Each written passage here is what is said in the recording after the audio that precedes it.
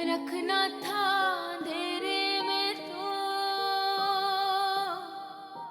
चांद दिखाया काहे काहे को बनाया बिटिया रोग लगाया काहे तोड़ गए पैमान ओ जानान वे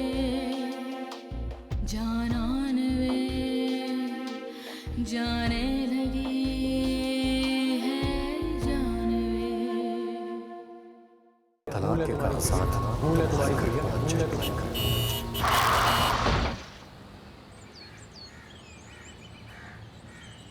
मेरे दामाद असद के साथ उसका अफेयर था। मेरी बेटी का घर बर्बाद करने की भरपूर कोशिश के बाद वो अपने नाना मोयुद्दीन मिर्जा के घर जा चुकी है। क्या क्या कहा आपने? उसके नाना का नाम? मोयुद्दीन मिर्जा। तुम्हारा क्या जाता है? एक्सीडेंट में अपनी जान दे देती, लेकिन साथ साथ मेरे बच्चे को भी मार देती। मैं वहां जान देने नहीं गई थी, बस गुस्से में घर से बाहर गई थी। बेहतर यही होगा कि तुम अपने गुस्से को काबू में रखो। इस हालत में तुम्हारा ब्लड प्रेशर हाई होना बच्चे के लिए नुकसानदेह है।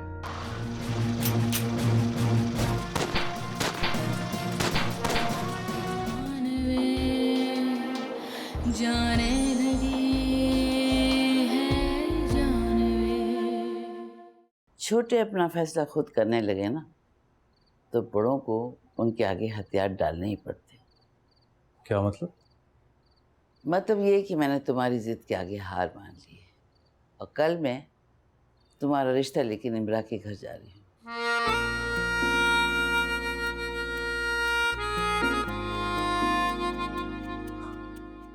इसका मतलब है आप राजी हैं दादी? हाँ, मैं निम्रा के साथ तुम्हारी शादी करने के लिए राजी हूँ। Are you serious?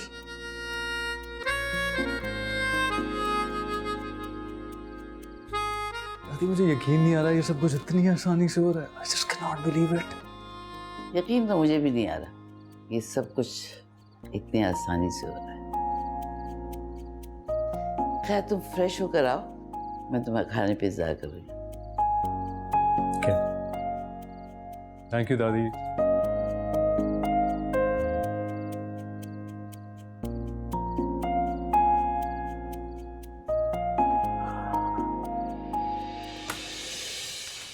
Ibrahim! Ibrahim! क्या हो गया मोहसिन? क्यों इतने गुस्से से इब्राहिम को आवाजें दे रहे हो? वो फायरिंग की आवाज सुन के छत पे गया। तुम चुप रहो, चुप रहो। मुझे इब्राहिम से बात करनी है। इब्राहिम! जी अबू। तुमने फायरिंग की आवाज तो सुनी होगी? जी। तो फिर यकीनन तुम्हें यह भी पता होगा कि वो कौन लोग थे और उन्होंने फायरिंग क्यों की है। नहीं अब्बू, मैं नहीं जानता कि वो लोग कौन थे और किस लिए आए थे। मैं तो खुद फायरिंग की आवाज सुन के छत पे गया था। मम्मी से पूछ लो। झूठ बोल रहे हो इब्राहिम, सच सच बताओ, तुम आजकल किन सरगर्मियों में मुलव्विस हो? गाड़ी कहाँ है तुम्हारी? इसकी बैटरी प्रॉब्लम कर रही थी तो मैंने वर्कशॉप पे दी। मोहसिन, आप खामा में छोटी छोटी सी बातों पे शक करने लगे हैं। वो सुबह का गया, शाम को घर आता है, मोहल्ले में क्या हो रहा है उसे क्या पता। सड़क पे अगर कोई भी फायर करके चला जाए तो इसका इल्जाम भी आप इसी पे रखेंगे? सड़क पे फायरिंग नहीं हुई है, हमारे गेट पे हुई है। इस घर में अब दो ही मर्द हैं, मैं हूं या ये। अगर ये मुजरिम नहीं तो फिर मैं ही हुआ ना।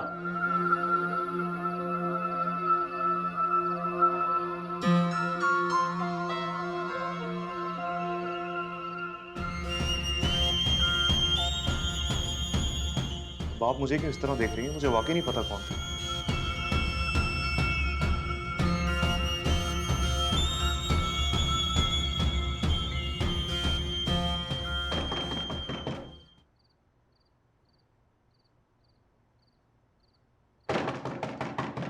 एक मिनट।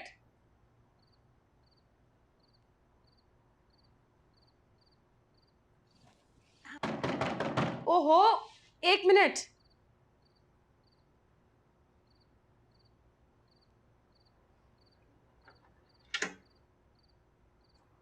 तुमने ये रूम लॉक क्यों किया था? मैं सो रही थी इसलिए। तुम शायद भूल रही हो कि तुम अपनी अम्मी के घर में नहीं, मेरे घर में हो, और ये रूम मेरा भी है। लेकिन मैं आपके साथ रूम शेयर नहीं कर सकती। आपके साथ आने का ये मतलब नहीं है मेरा कि मैंने आपको माफ कर दिया। मेरी बात सुनो, मैंने कुछ ऐसा गलत नहीं किया कि मुझे तुमसे माफी मांगनी पड़े, समझी? और मुझे भी कोई शौक नहीं है तुम्हारे साथ ये रूम शेयर करने का। तुम्हारे लिए दूध रख रहा हूं, इसे पी लेना। और एक और बात, मैं बराबर वाले कमरे में सो रहा हूं, लेकिन आज के बाद इस रूम को लॉक करने की गलती मत करना।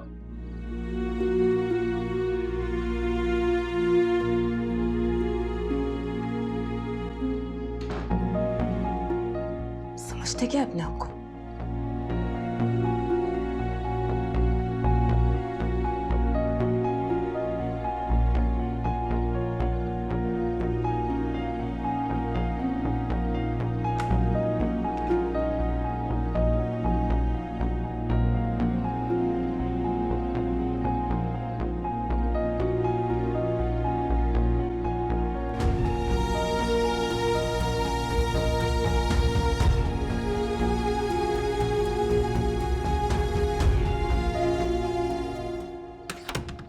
खैरियत?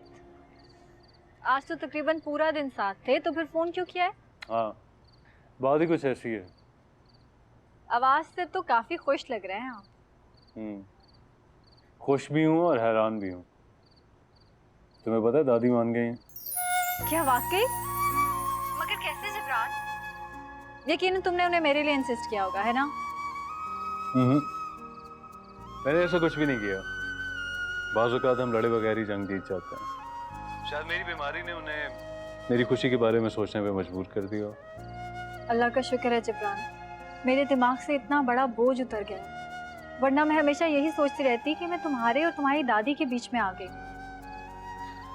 मुझे ये बताओ कि तुम्हारे नाना को हमारे रिश्ते पे कोई एतराज़ तो नहीं होगा ना? उनकी फिक्र नहीं करो, उनके लिए मेरी खुशी से ज़्यादा और कुछ इम्पोर्टेंट नहीं है। तुम अब तो खुश हो ना? बहुत। ख्वाब हकीकत में ढलने लगे तो अपनी खुशकिस्मती पे यकीन ही नहीं आता जुबान। ठीक कह रही हो, मैं भी कुछ ऐसा ही फील कर रहा हूँ। अच्छा चलो अब तुम रेस्ट करो, मैं नाना के पास जा रही हूँ। Alright, bye, take care.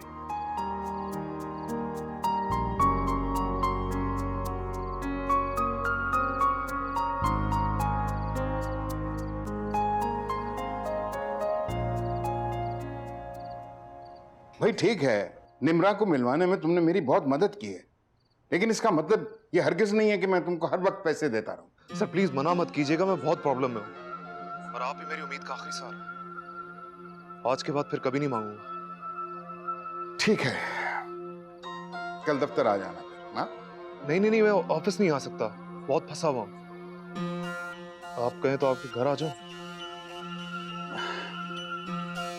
फिर ठीक है, सुबह आ जाना, क्योंकि सुबह फिर निम्रा घर पर नहीं होती, ऑफिस में होती है।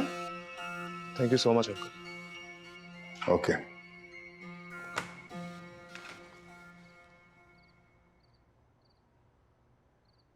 आ जाओ बेटा, आ जाओ। आप बिजी तो नहीं है ना नाना अबू? नहीं, कम इन। शुक्र है हमारी बेटी को ख्याल भी आया है।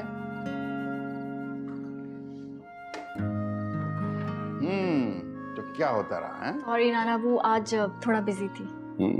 बिजी थी? तुम्हारे चेहरे को देखकर पता लग रहा है कि ये मसरूफियत जो है ये काफी खुशगवार थी। जी, पहले मैं अली के साथ ऑफिस गई थी और फिर जिब्रान के साथ लंच पर। और ये अली और जिब्रान कौन है? जिब्रान एंटरप्राइजेस का ओनर है जिसके साथ मैं काम करती हूँ, और अली उसका असिस्टेंट है। तो इन दोनों में से तुम्हारे लिए इम्पोर्टेंट कौन है? नाना अबू, आप इनडायरेक्टली मुझसे सब कुछ पूछ लेंगे। तो फिर तुम क्यों नहीं बता देती सीधा सीधा मुझे? हाँ, वही तो बताने आई हूँ आपको। हाँ, जिब्रान और उसकी दादी कल हमारे घर आना चाहते हैं, जिब्रान के और मेरे रिश्ते की बात करने। आपको कोई एतराज तो नहीं है ना? नहीं, कल मैं थोड़ा सा बिजी हूँ, पर ये बहुत जल्दी नहीं है। मेरा मतलब है कि मैं जबरान को उसके दफ्तर में जाके मिल लूं तो फिर उसके खानदान वालों से भी मिल लूंगा। देखो बेटे, रिश्ते इस तरह तय नहीं होते। नहीं नाना अबू, जबरान की दादी आगे इतनी मुश्किल से मानी है, और आप जबरान के ऑफिस जाके क्यों उससे मिलेंगे? वो आ तो रहा है, मिल लीजिएगा ना। नाना अबू क्या सोच रहे हैं? नहीं नहीं, तुम खुश हो ना? बहुत। तो फिर मैं भी खुश हूँ। थैंक यू सो मच नाना अबू।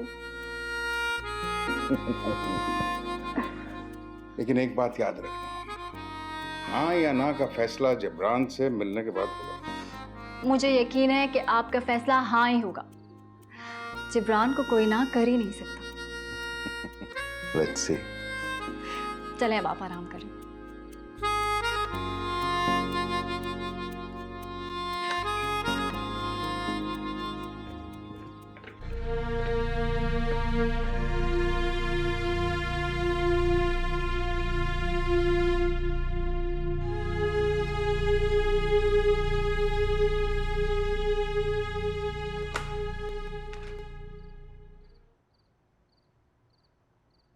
तुम दरवाजा नॉक करके नहीं आ सकती थी? सॉरी, मुझे ध्यान नहीं रहा। कोई काम है क्या? मुझे मेरी चीज़ें चाहिए। मेरा टूथब्रश, मेरा फेस वॉश, कुछ भी नहीं है मेरे पास। सब कुछ अम्मी के घर में रह गया, अब जबरदस्ती जो ले आए मुझे। तुम्हें क्या लगता है मैं इतनी लेट नाइट तुम्हारी अम्मी की तरफ जाऊंगा? मैं नहीं जा सकता। लेकिन मार्केट तो जा सकते हैं ना। मुझे सामान चाहिए अभी। जब जिम्मेदारी ली है तो पूरी तरह निभाएं भी तो। अच्छा ठीक है, अपने कमरे में जाओ, ला देता हूँ।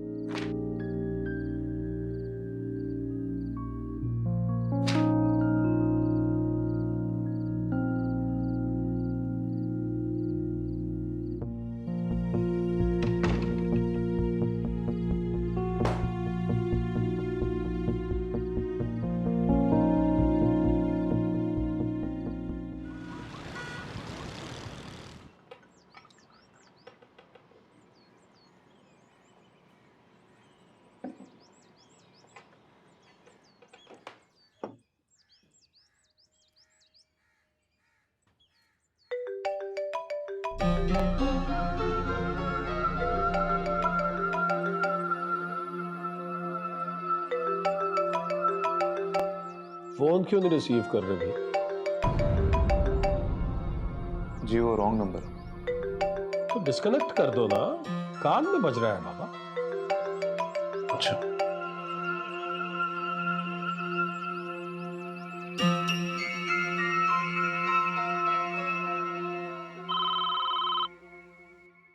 आप रुके, मैं देखता हूँ।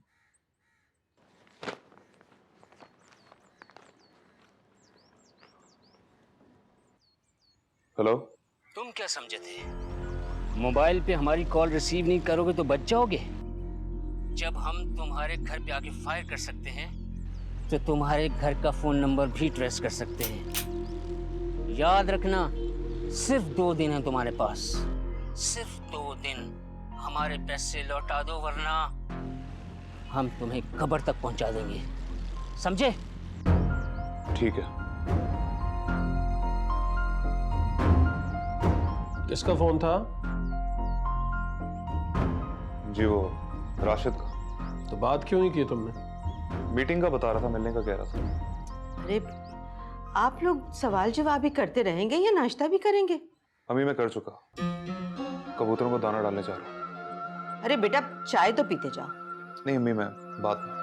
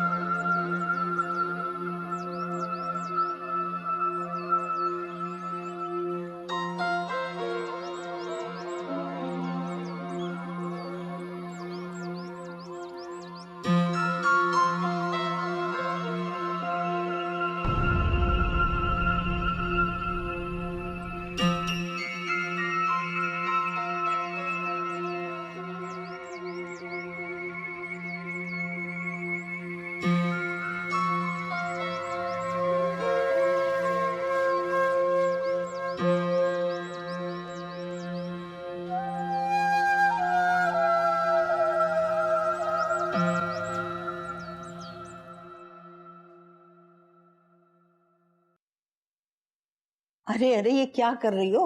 पहले झाड़ू दो, उसके बाद डस्टिंग कर लेना, नहीं तो दोबारा मिट्टी आ जाएगी। और एक काम करो, माली को जरा बुलाओ, मैंने उससे कहा था मेहमान आ रहे हैं, लॉन की तरह अच्छी तरह सफाई कर दे, लेकिन मुझे पता है उसने नहीं किया होगा। और वो ड्राइवर को भी भेजना, मुझे मिठाई मंगवानी है और कुछ मेहमानों के सामने रखने के लिए चाय के साथ लवाजमात भी चाहिए। जाओ शाबाश उसे भेजो।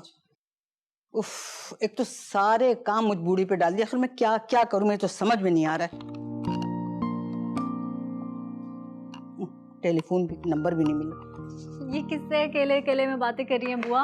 अरे मैं निगोड़ मारी, इस उम्र में किससे बातें करूंगी? ये जो है ना नौकरानियां, इनसे मगजमारी कर रही हूँ। जब तक इनके सर पे ना खड़े हो ना, कोई काम ढंग से नहीं करती। बुआ कोई काम इससे भी करवा ले। आखिर प्रपोजल किसके लिए आ रहा है? बुआ ये मेरी दोस्त है मरियम। और ये मेरी बेवफासी दोस्त निम्रा, जिसने जिब्रान शर्मा जैसा रोबोट फतह कर लिया और मुझे बताया भी नहीं। अच्छा बेटा, आप दोनों बैठे बातें करें, मैं अच्छी सी चाय बना के लाती हूँ। बैठो। तुम्हें जरूर ये इन्फॉर्मेशन अली ने दी होगी, है ना? जाहिर है उसी ने दिए। अब जिब्रान शर्मा तो बताने से रहा। वैसे मुझे तो पहले से ही पता था कि आसमानों पर निम्रा और जिब्रान का नाम एक साथ लिखा है। अच्छा अच्छा बस करो। मैं बस करूं? और यहाँ मोहतरमा ने पूरी मोहब्बत कर ली। मैं तो कल से अब तक हैरान हूँ कि आखिर ये तीर चला कैसे। कहाँ तुम और कहाँ वो मिस्टर टाइम। कब सोना है, कब उठना है, कब बोलना है। अरे वो तो लफ्ज भी गिन गिन कर अदा करता है। अच्छा अच्छा, ऐसी कोई बात नहीं है, बहुत बदल गया है वो अब। Oh really? जी। अच्छा खैर छोड़ो, ये बताओ तुम रात को क्या पहन रही हो? यहाँ मुझे कुछ समझ नहीं आ रहा। क्या पहनूं? तुमको मशवरा दो ना। तुम्हें पता है यहाँ पे पाकिस्तान में कैसे पहनते हैं।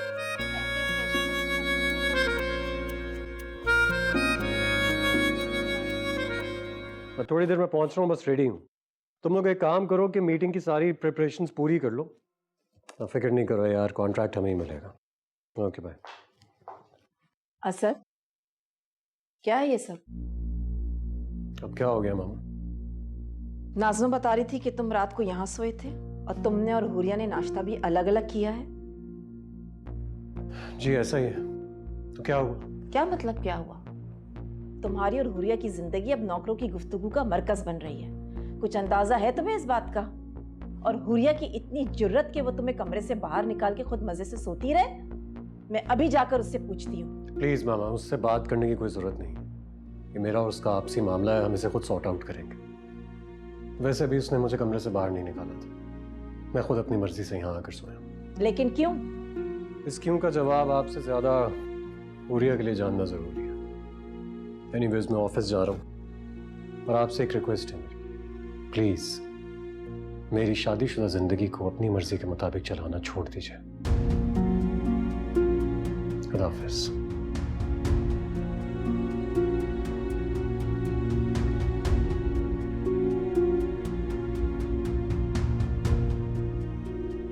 जिब्रान प्लीज मुझे बताओ ना, मैं कौन सा ड्रेस पहनूं? कोई भी पहन लो, तुम पे हर कलर ही सूट करता है। जिब्रान प्लीज कोई एक कलर बताओ ना, मैं आगे बहुत कंफ्यूज हो रही हूँ। मुझे लगता है तुम्हारी दादी को पता नहीं मैं कैसी लगूंगी। बहू चाहे कितनी अच्छी क्यों ना हो, सास को कभी भी अच्छी नहीं लगती। ये एक बिटर ट्रूथ, चाहे वो पोते की बीवी क्यों ना हो। बता रहे हो या मैं फोन बंद करूं? अच्छा वेट, ऐसा करो रेड पहन लो, रेड बहुत सूट करता तुम पे। Thank you. No problem, see you.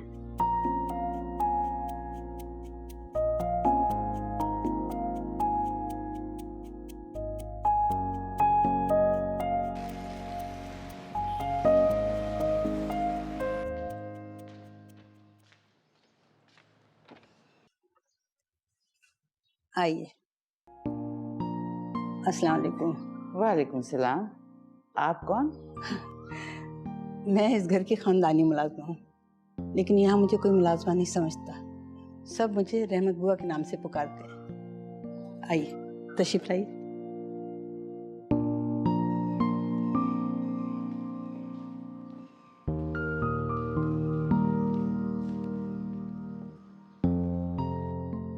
आप तो माशाल्लाह पूरे इंतजाम से आई हैं। जाहिर है रहमत बुआ, मैं अपने इकलौते पोते का रिश्ता तय करने आई हूँ। बिल्कुल बिल्कुल, मिर्जा साहब भी आप लोगों का बहुत देर से इंतजार कर रहे हैं। मैं अभी मिर्जा साहब को बुला कर लाती हूँ। निम्रा को भी साथ लाइएगा। जी लीजिए, निम्रा बिटिया खुद आ गई। अस्सलाम वालेकुम। वालेकुम सलाम। बेटा आप मेहमानों के साथ बैठिए, मैं मिर्जा साहब को बुला कर लाती हूँ। जी बुआ। आओ बेटा बैठो।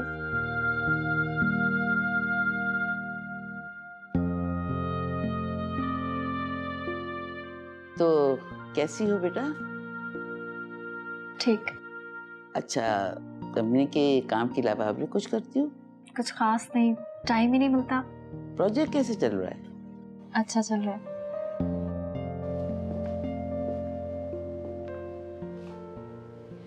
अस्सलाम वालेकुम।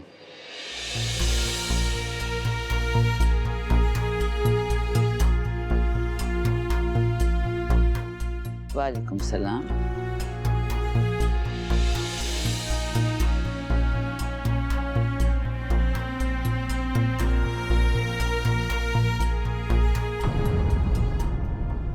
तुम्हारी जिंदगी और तुम्हारी खुशियों से ज्यादा इम्पोर्टेंट मेरी जिंदगी में और कुछ नहीं है।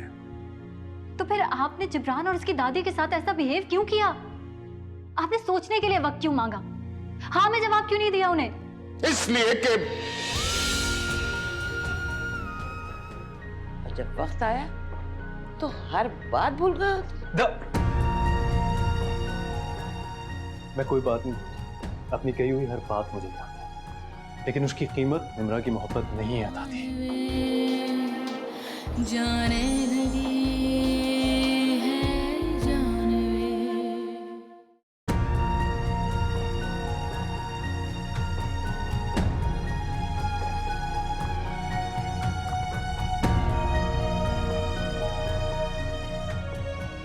नाना अबू आप यहाँ खड़े क्यों हो गए? ये है जिब्रान और ये उनकी दादी। और जिब्रान ये है मेरे नाना मोहिउद्दीन मिर्जा।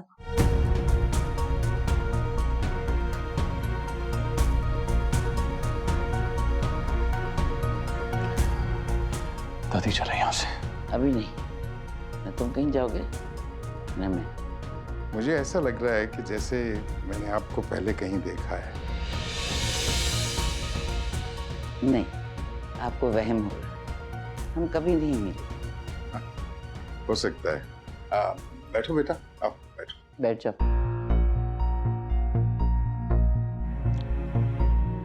मैं अपने पोते जिब्रान के लिए आपकी नवासी का हाथ मांगने आई। निम्रा ने आपको बताया तो होगा? जी जी बिल्कुल बताया है। हाँ तो जबरान बेटा, ये जो आपकी कंपनी है जबरान एंटरप्राइजेस, ये क्या आपके वालिद ने खोली थी? नहीं, मेरे पोते ने अपनी मेहनत से इस कंपनी की बुनियाद डाली। ओह वंडरफुल, सेल्फ मेड ना? तो आपके वालिद साहब क्या करते थे? एक प्राइवेट कंपनी में काम करते थे। एक दिन एक्सीडेंट हुआ, उसका इंतकाल हो गया। Oh sorry. नाना अबू आप प्लीज जिब्रान से उसके वालिद के बारे में ज्यादा सवाल ना करें, उसे अच्छा नहीं लग रहा। आई अंडरस्टैंड, लेकिन सवाल नहीं करेंगे तो पता कैसे चलेगा बच्चे? हाँ तो बेटा, आपके वालिद का क्या नाम है?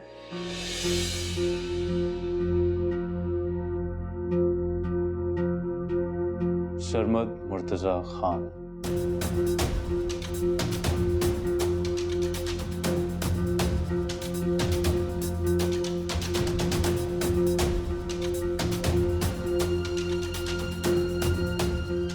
अरे मिर्जा, आप खड़े क्यों हो गए?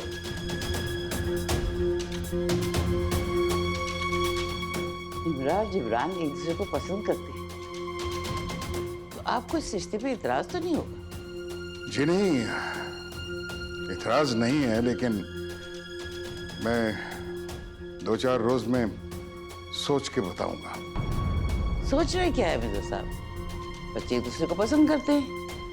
मेरा ख्याल है आप शादी का दिन मुकर्रर कर देना चाहिए। बच्चे जज्बाती होते हैं, उनको अच्छा बुरा नहीं पता होता।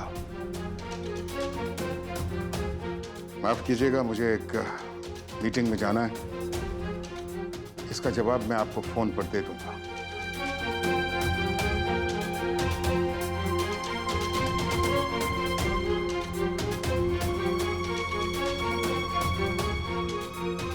बुआ, मेहमानों को चाय पिए बगैर मत जाने दीजिएगा। खुदा हाफिज। Nice meeting you.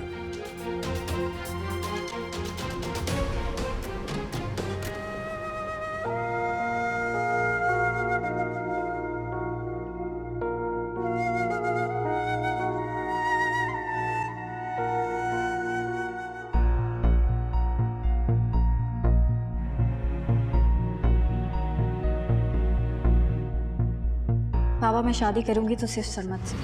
वो 2 टके का हमारी कंपनी का मुलाजिम, तो मुझसे शादी करोगी? बाबा आप हमेशा ये क्यों भूल जाते हैं कि मैं उससे मोहब्बत करती हूँ?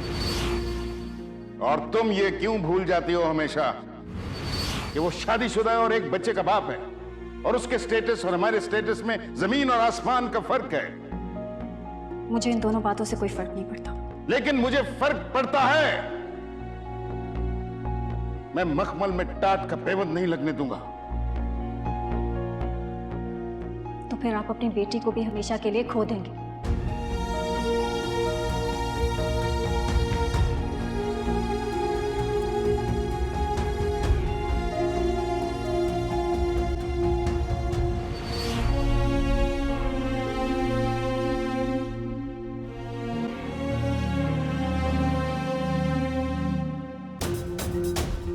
जिब्रान, जिब्रान, जिब्रान मेरी बात तो सुनो। जिब्रान, जिब्रान।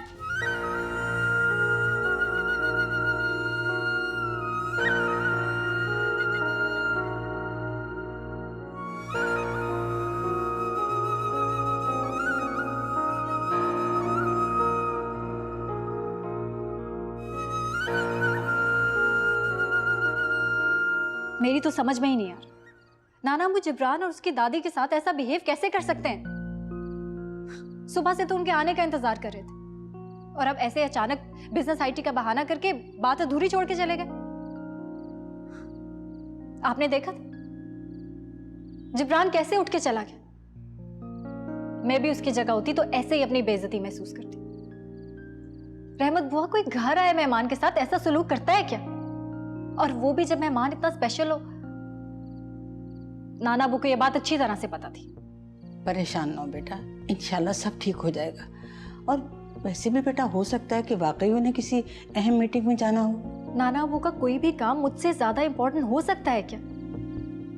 और मैं कैसे परेशान हूं? पहले ही जिब्रान की दादी इतनी मुश्किल से इस रिश्ते पे राजी हुई थी और अब ये जिब्रान को भी कॉल्स कर रही है। मेरी कॉल नहीं उठा रहा वो।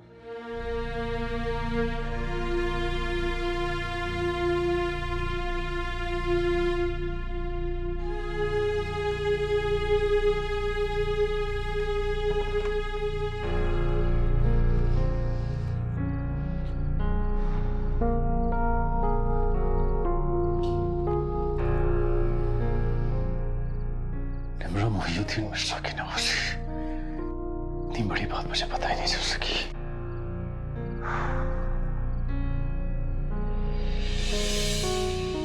लेकिन दादी तो ये बात जानती थी।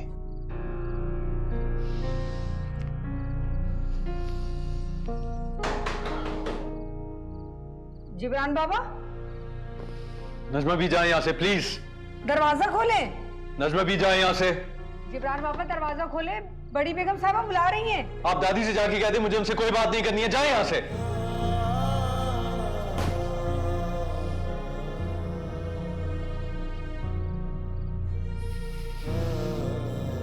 बच्चे एक दूसरे को पसंद करते हैं। मेरा ख्याल है अब शादी का दिन मुकर्रर कर देना चाहिए। बच्चे जज्बाती होते हैं, उनको अच्छा बुरा नहीं पता होता।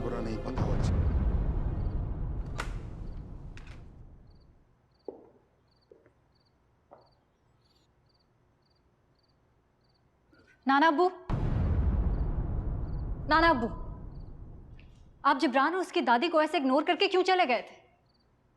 कहा था ना मुझे एक इम्पोर्टेंट बिजनेस मीटिंग पे जाना है। झूठ बोल रहे हैं। आपकी ऐसी कोई बिजनेस मीटिंग नहीं थी, और अगर थी भी तो क्या मुझसे मेरी खुशियों से ज्यादा इंपॉर्टेंट थी वो? तुम्हारी जिंदगी और तुम्हारी खुशियों से ज्यादा इंपॉर्टेंट मेरी जिंदगी में और कुछ नहीं है। तो फिर आपने ये क्यों किया? आपने क्यों ऐसा बिहेव किया जिब्रान और उसकी दादी के साथ? आपने सोचने के लिए वक्त क्यों मांगा? हाँ में जवाब क्यों नहीं दिया उन्हें? इसलिए कि मैं नहीं चाहता कि जबरान से तुम्हारी शादी हो। आप मजाक कर रहे हैं ना नाना? मैं तुम्हारी जिंदगी के साथ मजाक नहीं कर सकता बेटा। लेकिन आप मेरी जिंदगी के साथ खेल जरूर खेल रहे हैं, वही खेल जो आपने मेरी मामा के साथ खेला। मुझे बताएं जिब्रान में प्रॉब्लम क्या है, क्यों आपको एतराज है इस रिश्ते से? देखो निम्रा, मैं तुम्हारा दुश्मन नहीं हूं। जो भी फैसला ले रहा हूं तुम्हारे भले के लिए ले रहा हूं। हो सकता है जबरान दुनिया का बेहतरीन इंसान हो, लेकिन मैं समझता हूं कि वो तुम्हारे लिए एक अच्छा शौहर साबित नहीं हो सकता। ये आप कैसे कह सकते हैं? क्यों नहीं हो सकता? मुझे जवाब देना ना। आपने तो उससे ठीक से बात नहीं की, कोई सवाल नहीं पूछा। सिर्फ एक दफा मुलाकात से आप किसी को जज कैसे कर सकते हैं? किसी को जज करने के लिए एक नजर ही काफी होती है। मेरा तजुर्बा जो है वो गलत नहीं है। लेकिन आपका तजुर्बा मेरी मोहब्बत से ज्यादा सच्चा भी नहीं। मुझे लगा था कि आप बदल गए, लेकिन आप तो बिल्कुल वैसे जैसे आपसे 20 साल पहले थे। अपने फैसलों में सख्त और दूसरों की खुशियों के लिए तंगदिल। लेकिन याद रखिएगा, मैं आयशा मोहिउद्दीन मिर्जा नहीं जिसे आपकी नफरत ने मार दिया। मैं निम्रा एहसन, और मुझे अपना हक लेना आता है।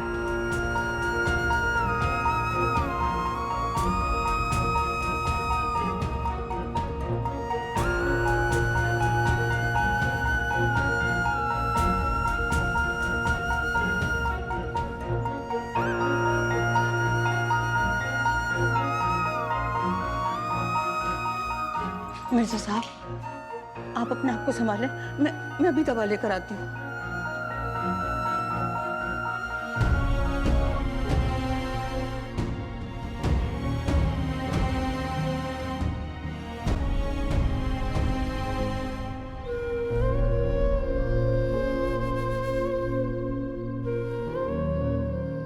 मामा, आप जानती हैं आज मैंने निम्रा के नाना के रूप में किस शख्स को देखा? अपने बाप के कातिल मोहिउद्दीन मिर्जा को। मामा, आज मैंने अपनी नफरत और अपनी मोहब्बत को एक साथ एक जगह पे खड़े हुए देखा। और मामा, मेरी मोहब्बत उस नफरत के पीछे गायब होती जा रही थी। किस्मत ने कितना बड़ा धोखा किया मामा मेरे साथ। मेरी मोहब्बत को जोड़ा भी तो किस शख्स के साथ जिससे मैंने सारी जिंदगी नफरत की है। इसकी शक्ल तक नहीं मैं देखना चाहता और जिसे मैं सख्त से सख्त सजा देना चाहता हूं। और आज मैंने उसे देखा भी तो किस रूप में। आप बताएं मुझे, सजा कौन झेलेगा और दुख किसके हिस्से में आएंगे? लेकिन मामा, मैं निम्रा को नहीं खोना चाहता।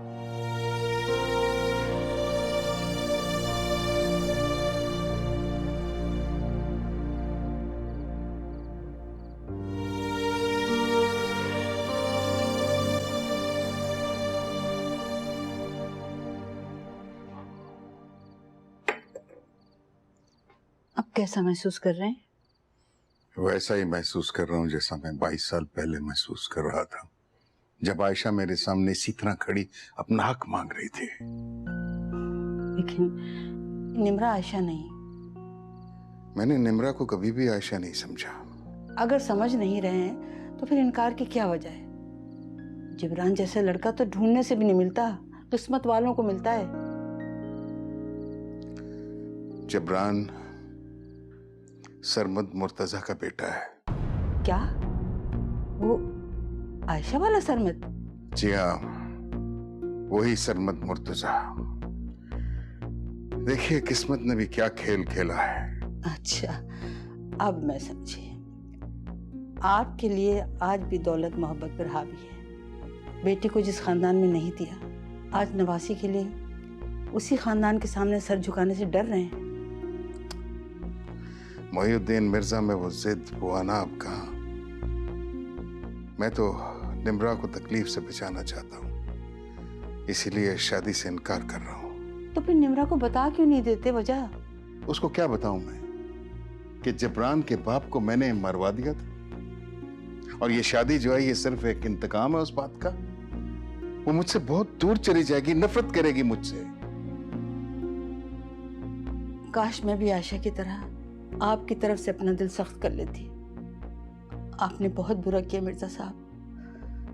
दो मोहब्बत करने वाले के दिल तो तोड़े ही थे, एक बेगुनाह की जान भी ले ली, और अब वही गलती आप निम्रा के लिए दोहरा रहे हैं। वाह, आपका एहसान है मुझ पर कि आपने अभी तक मुझसे मुंह नहीं मोड़ा।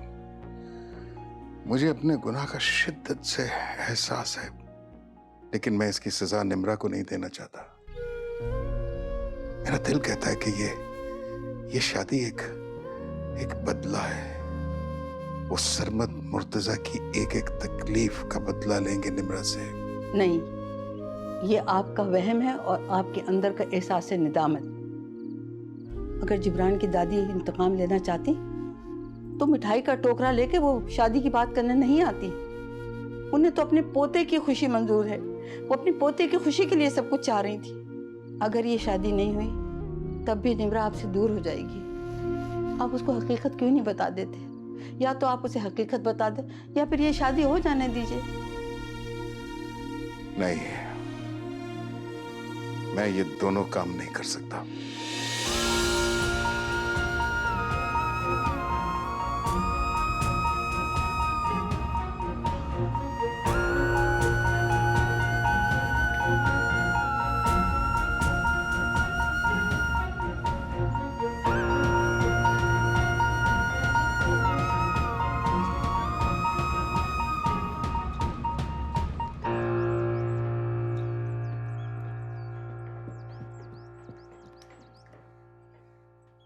जिब्रान, नाश्ता नहीं करोगे? भूख नहीं है मुझे।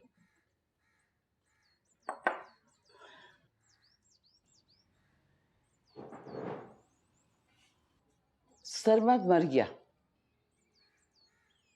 लेकिन मैं अभी जिंदा हूं। मरने वालों के साथ मरा नहीं जाता। तुम किस चीज का शोक मना रहे हो? ये शादी का घर। एक्सक्यूज मी, यहाँ पर कोई शादी वादी नहीं हो रही है दादी। ना ही मैं आपकी किसी प्लानिंग का हिस्सा बनूंगा। बेवकूफ था कि आपकी सोच नहीं पढ़ पाया।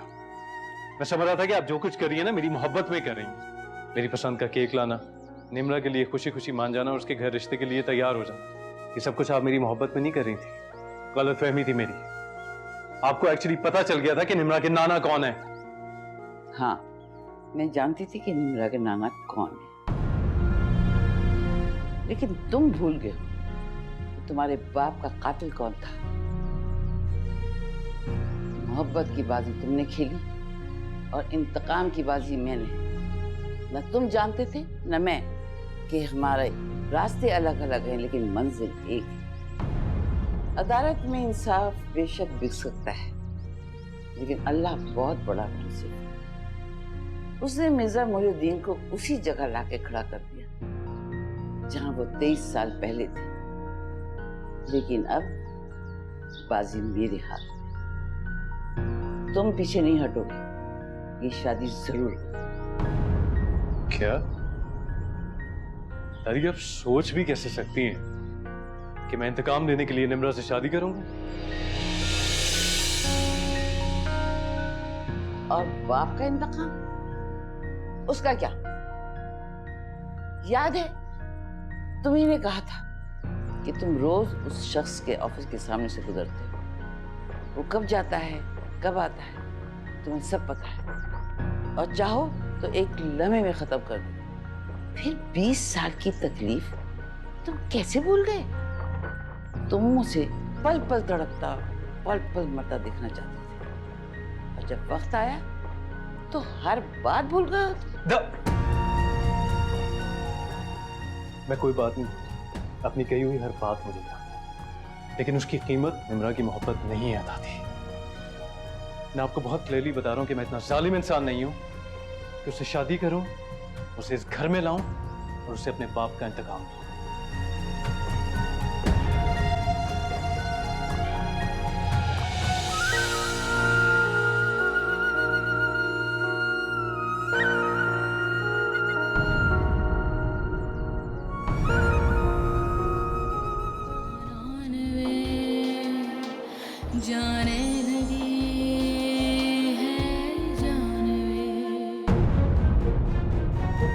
कसूरवार मैं हूँ और सजा निम्रा को मिले, मैं ये हरगिज बर्दाश्त नहीं कर सकता। इसे उसकी बेटी की मौत ने नहीं बदला, उसे भला और कौन बदलेगा?